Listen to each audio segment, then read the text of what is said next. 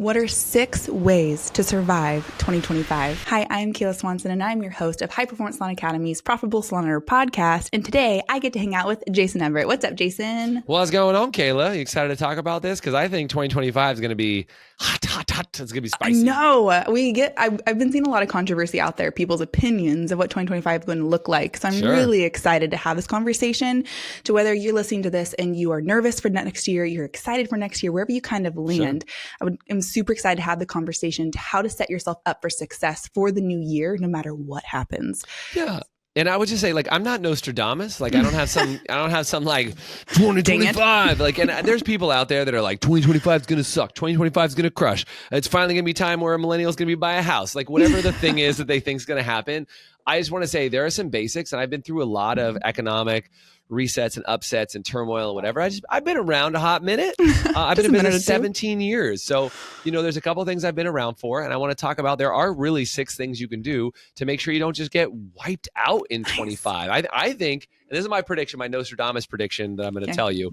I think a lot of mediocre salons are going to get completely wiped out in 2025, and probably not for the reasons that you think. So if you're like, I probably should know what those are, you should probably listen to the podcast today. Yeah. No matter, you could, wherever you're at in your salon, no matter how big it is, knowing what those things are to even be aware of and compare yourself up against it, I think is a really good place to start for the new year, to kind of give you peace of mind, or even a place to kind of be like, am I on the right track? So I'm really stoked. So 6 ways to survive 2025. Jason, let's get into it. Yeah, let's talk about all of them. Let's talk about it. Yeah, let's talk about them. So I think, like I said, there's a lot of people that are going to get wiped out in the salon spa space because they're kind of they're buying into it. So I think level 1 is don't participate in the discussions that are going on that are saying everything will be great or everything will be bad. Yeah. So notice what I'm saying here. I didn't say like everybody's going to die. I just said like I think salons are going to get wiped out. Some salons are going to get wiped out. The good news is you can be a salon that doesn't get wiped out.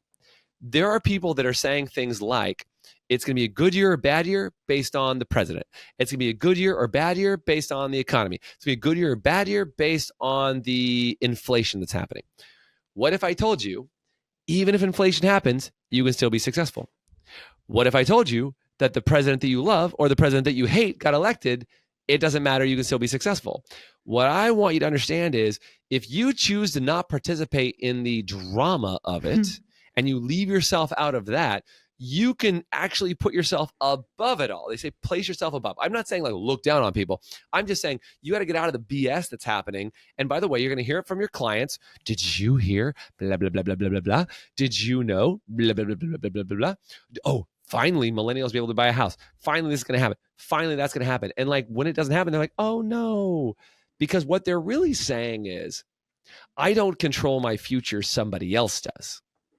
The president, the economy, the Federal Reserve, the whatever, like there's somebody else who's in charge. And what I would say is if you choose to not participate, you are literally in that moment saying, I control my destiny, not the government. And I think number 1 is don't participate. Don't let somebody else decide what's going on for you. And you might go, Jason, that's impossible.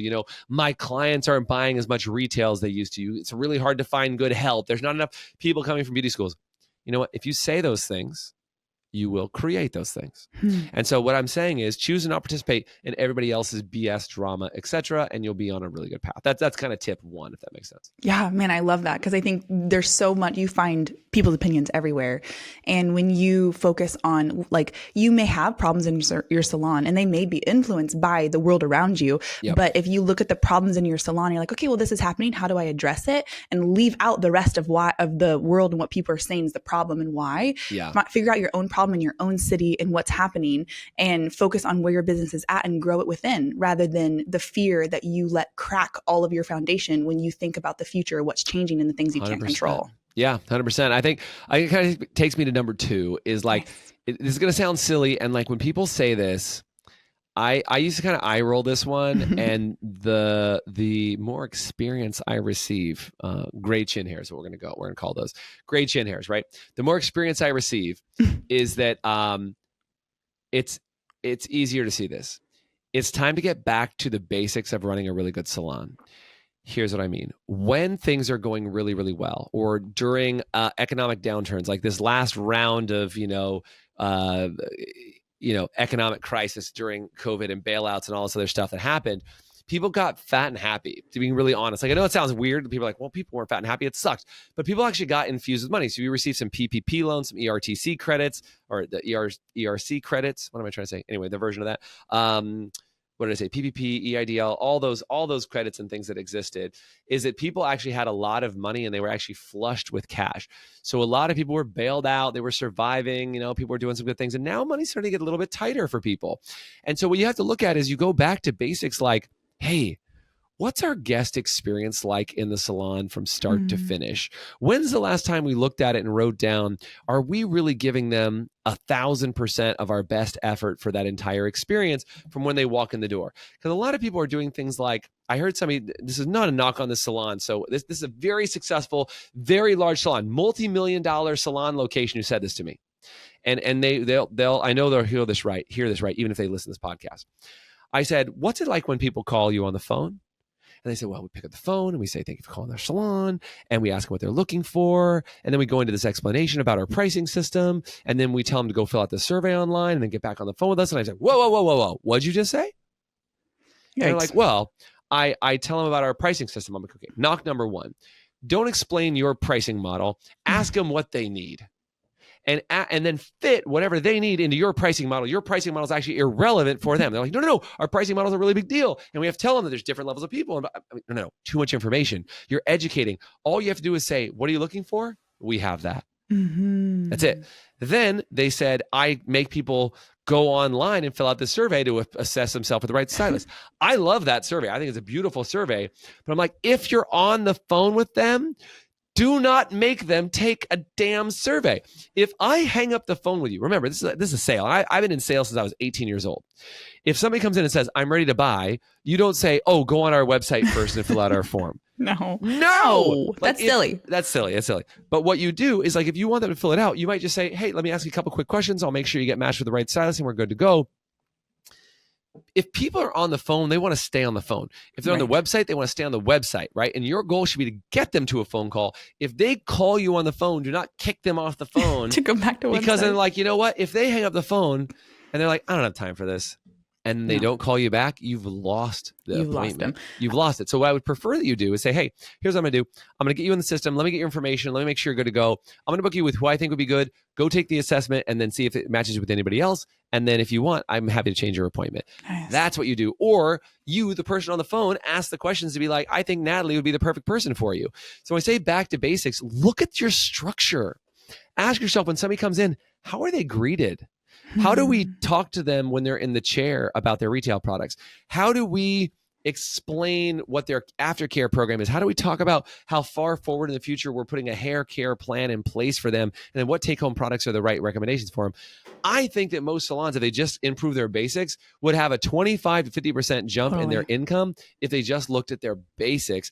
And when I said mediocre salons are going to get wiped out, that's because the mediocre salons are not paying attention to basics and they've gotten lazy. Man, that's so powerful, because I feel like the basics, like you first start your salon, you kind of put some of the, what you would think of the basics in place. And then we have this conversation all the time. Like, is this a problem? I think when people start a salon, they go above and beyond. True. And then they do their basics and they do all these other things because they're new. And then as they become a normal salon, they go back to only the basics and they forget all the niceties. Because they never go and revisit. We talk about this all the time. Like, is this a solution to an old problem? And then they don't go and revisit. Like, when you first opened your salon, you established all your basics, but have you gone back and revisited what you do with your clients and how you interact or how you hire? If you're having a problem in your salon, going back to the basics of like, okay, well, why'd we set this in place and how have things changed will help you reevaluate. And I would say upgrade your basics. Ready to transform your business and improve your salon's profitability? With Lonza's 3-in-1 technology and intermixable shades, your hair color inventory is streamlined with limitless creativity behind the chair. Click the link below to unveil the secret to salon success. Are you ready to increase your retention and revenue and convert website traffic to clients? Then you're ready for Maya. Maya creates better business relationships by pairing the right clients with the right beauty professionals. Use promo code HPSA for your first 2 months free. Visit joinmaya.com to get started. We're Forest, born on the salon floor and built for and by hair and beauty professionals like you. Forest is your marketing, your reporting, Your reputation management. You need one easy-to-use system that does it all. Forest. Together, we grow. Are you tired of not knowing what your hair color is costing you? With Salon Scale, we take the guesswork out for you, so you can cover your back bar expenses, reduce your color waste, and generate more profit in your salon. Click the link in the description to get 10% off your first year. Right? Like whatever shampoo when you first started washing your hair, you're probably not using today because you've upgraded your basics. I mean, the basics you use every day. Whatever skincare cream you were using when you first started using it, you're probably using something else now because you've learned a little bit more. Like as you get more knowledge and education, your system should get better. So I think that's number 2 is back to basics, which leads me to number 3, actually, conveniently enough, which is evolve or die. Evolve or die. And when I said it, you got to upgrade your basics. Like now we get to move into that thought, right? Is evolve your salon. So what that means is the things, if you're not changing something, like if you have a team, and this is what people say to me all the time when they call in. And by the way, if you need help with your salon, like we'd love to help you and figure out if we can evolve your basics. But like what people usually say about the academy, Kayla, and you hear this a lot too, being on this part of the team, right? Is that people say, oh my God, I get amazing cutting edge ideas from your academy. Now, if you're not constantly implementing cutting edge ideas for your salon, and you're just kind of doing the same things you've always done, and your same Christmas promotion, and your same Valentine's Day promotion, and your same, compensation structure, and your same pricing model. Like if you're not evolving, then you're just gonna die. Like I hate to say die because it's very dramatic, right? But we are talking about like what will keep your salon in business, and I think it is dramatic when people are looking for something that goes above and beyond. Yeah. And what I think is happening right now is people are getting tight with their money. So there's 2 ways to look at people getting tight with their money. One is, oh no, they're getting tight with it, so therefore I can't have any.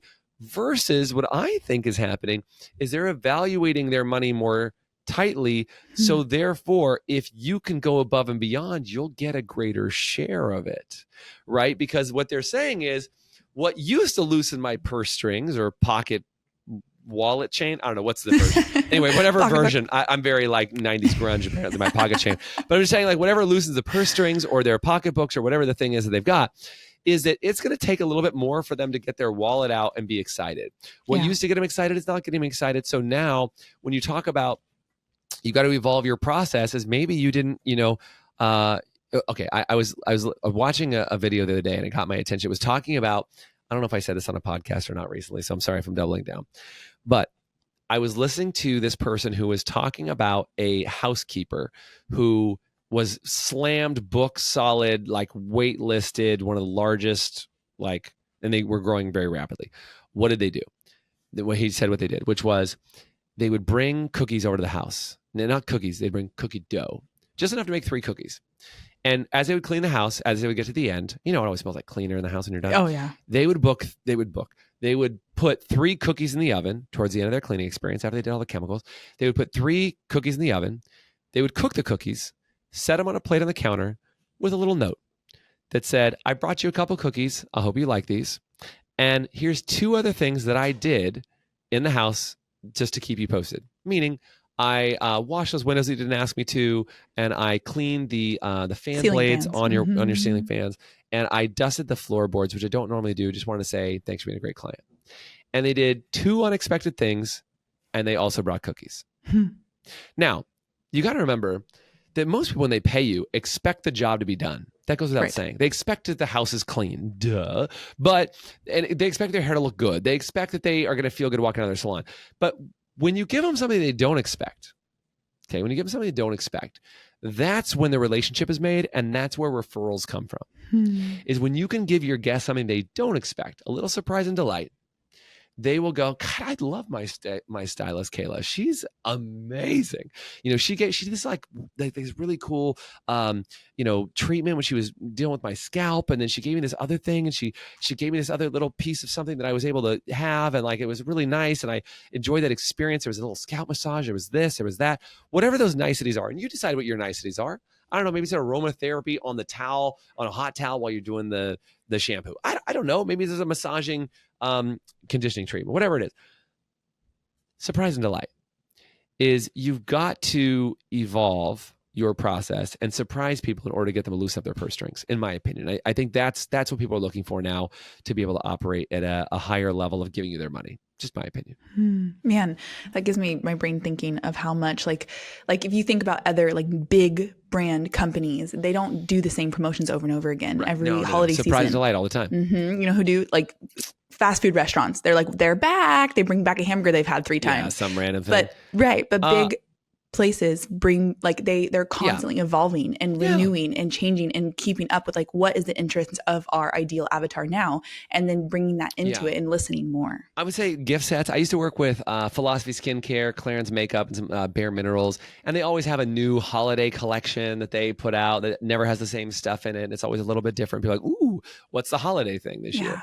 So same thing, like you might want to put some mix up gift baskets and things like that are on the shelf, but I think really just making sure that as you go into this next year, you find some ways to surprise and delight your clients. And it'll be massive in ways that they haven't experienced before. Yeah, I think I think number 4 for me on this list is you got to double down on your people.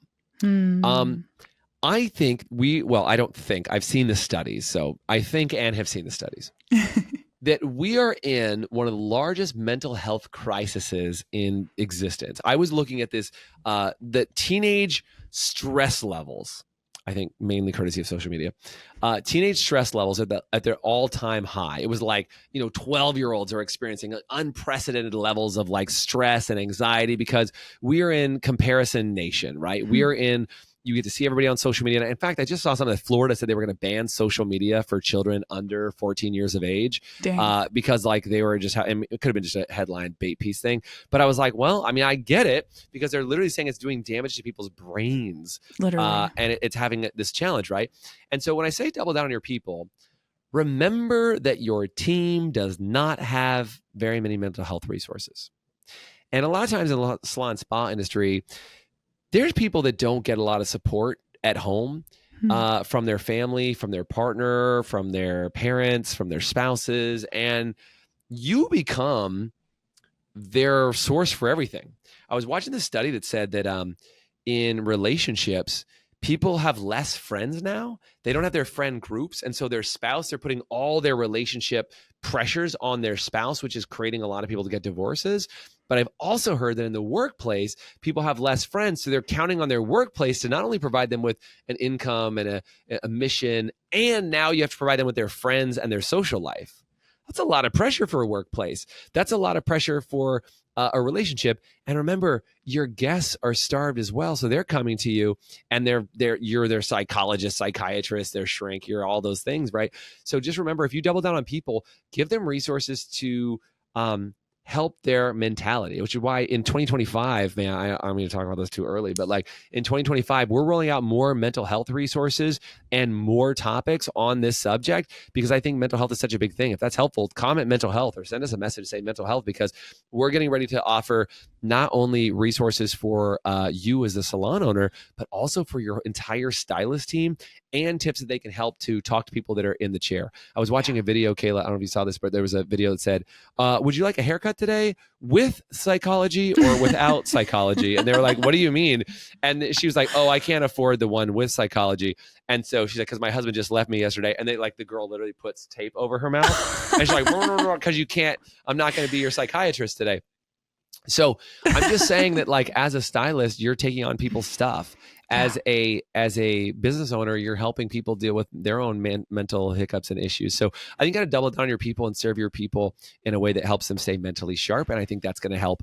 That's going to help you succeed and go way above. Like, it's not just, do you offer health benefits? It's like, what are you doing for my mental health and my personal development here at work? Because people are looking for that now. It's something that makes you stand out as a salon these days. Totally.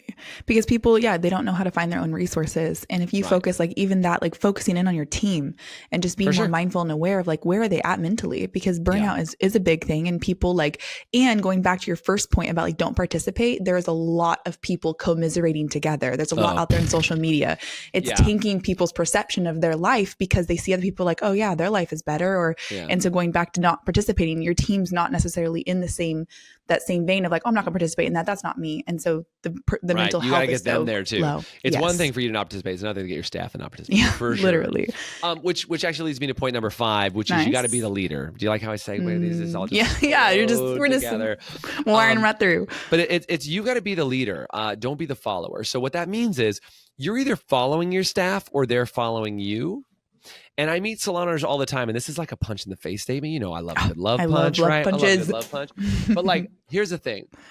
If your staff isn't following you, you're following them. So if you imagine there's 2 types of moms or dads, right?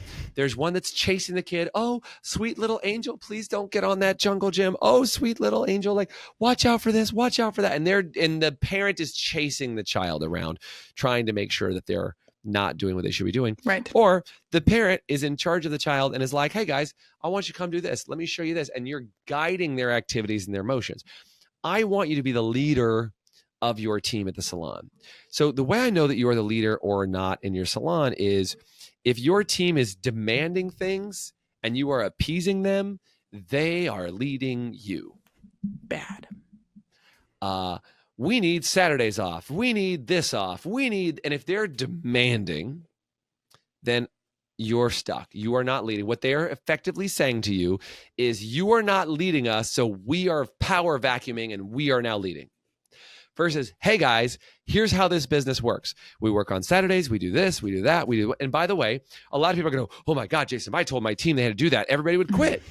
Well, right now you are working for them. They don't work for you. You're like, hey guys, is there any chance any of you could come in on this day or this day? And you're begging your staff to do things and whatever, versus saying like, hey guys, I have a vision for where I want to go. And if you like that vision, come with me. Let's go.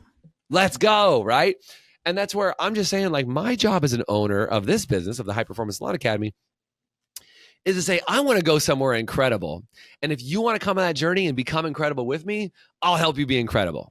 Yeah. And somebody looks at that and goes, man, I'd like to be incredible too.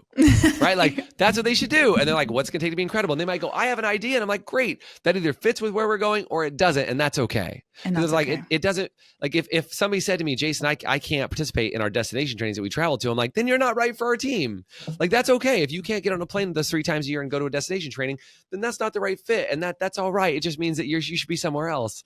And like, notice my attitude on that is not like, you're a horrible person or it's so hard to find people these days. Like, I'm leading and I know where I'm going. Yeah. And if you lead, you know where you're going, then people can either get with you or not. And that's okay. And don't be afraid of your team. It just means that you've been afraid for so long because you've been letting them lead. So it means be the leader. And if you need tips on being a leader, that's kind of what we do. I'd love to help you with that as well. I didn't mean to make this all pitchy, but like, I just want to make sure you guys feel like if you're feeling like, man, my team is leading me, not the other way around. Yeah.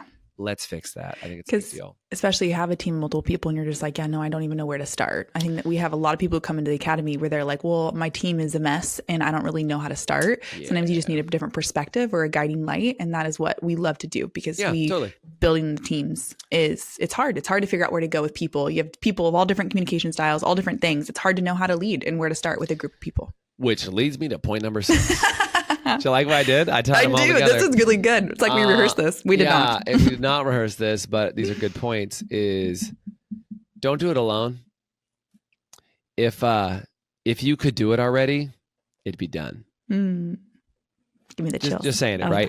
If you could do it already, it'd be done. And so what that means is it requires input from somebody else. And the problem is if the people around you could support you to do it, it would be done. Right? So if you could do it, it'd be done. If the people around you could do it, it would be done. If the existing coaches and mentors that are providing you with advice could do it, it would be done. So my challenge to you is this, is like, don't do it alone. You need to surround yourself. And this is what I would look at. Somebody asked the other day, I thought this was really funny. Somebody asked the other day, they said on a social media post, it said, how many of you have written a book and how many of you know people that have written books? And I was like, oh, that's interesting. And I raised my hand. I'm like, I wrote a book. I wrote Profitable Salon Owner, right? I was like, that's cool. And I remembered myself 17 years ago when I started this business and I didn't write a book. I didn't have a book. And that was just something that was like, hey, I didn't think I needed one. And it probably took way too long to write a book, but whatever. And what was interesting is I've been in a couple communities where almost every person in that community has a book. And it was kind of inevitable that I would write a book because every time I talked to somebody, they'd be like, Jason, you should write a book. You should write a book. You should write a book. You should write a book. I was at an event in St. Louis and a friend of mine who had written a book was like, Jason, you should write a book. And it's like, it almost became impossible for me to not write a book because everybody around me had written a book. Well, and now I'm really proud because I'm like, not only have I written a book, I'm working on a couple more books, and like almost every person I know has a book, and I encourage other people to write books, right? I have lots of friends who've written books, and I feel very proud of that. So what if you were in a community where everybody had hit their first $1 million or their next $1 million, or everybody had 25 people on their team, or everybody had 30 people on their team, or everybody made $100,000 take home profit, or everybody makes $500,000 take home profit. I mean, I was talking to stylists that collectively, they do $500,000, a husband and wife, they do $500,000 in revenue just between the two of them a year for their salon. And it's massive that, they're a great stylist team. Literally. And if you look at that, you cannot do things on your own by yourself. You have to do it around other people. The question is, who are the people you're surrounding yourself with? And it might be time to upgrade those players. Yeah. I look at the people in the academy, and by the way, we try to work to upgrade every single month the people in the academy, and we're constantly attracting bigger and badder and better people. I'm doing a new program for our salon owners that are over $2 million a year, because we have a lot of salon owners that are over $2 million a year, and I'm doing a training just for those $2 million plus salon owners, right? So if you're a $2 million salon owner, shoot me a DM, dude. I'll talk to you about it. Nice. But I bring it up because I always want those salon owners to be looking at where they want to go next. Yeah. Right. So it's like, yeah. And like, I want them to know if you're already doing $1 million, you need to look up to 2 million. If you're already doing 6 million, you need to look at people who are doing 10 million and figure out who do you need to look up to and who is going to help surround you to do some incredible things to help you grow. Now, the only problem with that I'll give you is when you're at the top of the heap and you look around and you're like, man, we're kind of the biggest show around here. It's hard to duplicate people. And so there was a company here in Sacramento that was a large plumbing company. And they were trying to get bigger and bigger and bigger. And they became the largest one in Sacramento. And they were like, I don't know who to duplicate anymore. And they had to start looking for what were the companies that are around them that were smaller and what were the things that they were doing that they were not. And they started looking at smaller companies. So there are times when you want to look at smaller companies, provided that they are doing some big things. But that's when you get to the top of the heap. That goes back to what I said. You got to get back down to basics and say, how do I reinvent our basics and create a new standard for people to operate by? So I hope these 6 were helpful. As I put these out here, don't participate. Go back to basics. Evolve or die. Double down on your people. Be the leader. Don't be the follower. And don't do it alone. Get some help. Comment help. I'll help you, for crying out loud. But make sure you get some help. We want to make sure that you get some success. And I think that's how you don't get wiped out in 2025. Thank you, Jason. What a great, I always enjoy having you on the podcast. I learn a lot. I like being on the podcast, Kayla. It's a good day. Thanks for hosting. I appreciate it always. Yeah, absolutely. So if you're listening to this and any of those resonated with you, whether you feel like, oh yeah, I'm good there, or however that was feeling, there's going to be a number in the description and you can text us anytime. I would love to hear from you. I'd love to support you in any way that we can. And then I just hope you have a great holiday. Next year is going to be a blast. I hope that you don't participate in whether it's negative or positive, just stick with your salon and what you're building, get back to the basics and fall back in love with your business. 2025 has the potential to be the best year yet. And I can't wait to be a part of it with you. Thank you for hanging out with us, and we'll see you next time on the Profitable Salon Owner Podcast. You've been listening to the Profitable Salon Owner Podcast. Be sure to like, subscribe, leave us a review, and check us out at profitablesalon.com for more episodes, content, and to help you turn your salon into the business you've always dreamt of.